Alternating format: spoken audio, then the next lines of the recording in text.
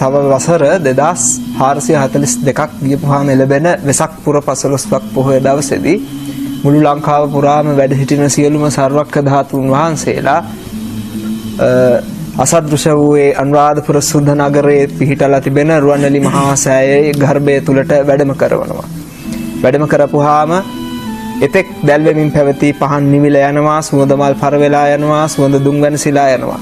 ඒ අවස්ථාවේ සියලුම සර්වක්‍ර ධාතුන් වහන්සේලා අහසට පැන නැගලා එක නූලක වුණපු මුතු ඇට පේලියක් වගේ නාගදීප රාජායතන චෛත්‍ය ස්ථානයට වැඩම කරවනවා.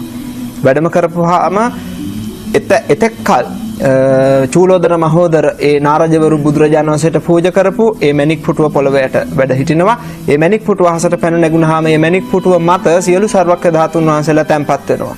සියලුම සර්වක්‍ර ධාතුන් වහන්සේලා සහිත මණික් පුටුව දිව්‍ය නාගයන්ගේ මහත් වූ පුද සත්කාර විඳිමින් සියලුම බෝධිසත්වරුන්ගේ අපරාජිත ආසනයේ පිහිටන ශුද්ධ භූමිය වන බුද්ධගයා මහා බෝධි මූලයට වැඩම කරවනවා. බුද්ධ ශරීරය නිර්මාණය වෙනවා. බුද්ධ ශරීරය නිර්මාණය වෙලා බුදු සිරුරෙන් භවාග්‍රය දක්වා බුද්ධ රශ්මිය විහිදෙනවා. මේ අවස්ථාව කිසිම මිනිසෙක් දකින්නේ නැහැ. මොකද ওই කාලේ වෙනකොට කිසිම බෞද්ධෙක් ලෝකේ නැහැ.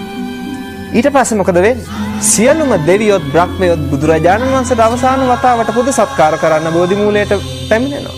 බුදුන් පුදනවා. අනන්ත බුදු ගුණ ගයමින් බුදුරජාණන් වහන්සේට ස්තුති ගායනා කරමින් බුද්ධ වන්දනා වේදෙනවා.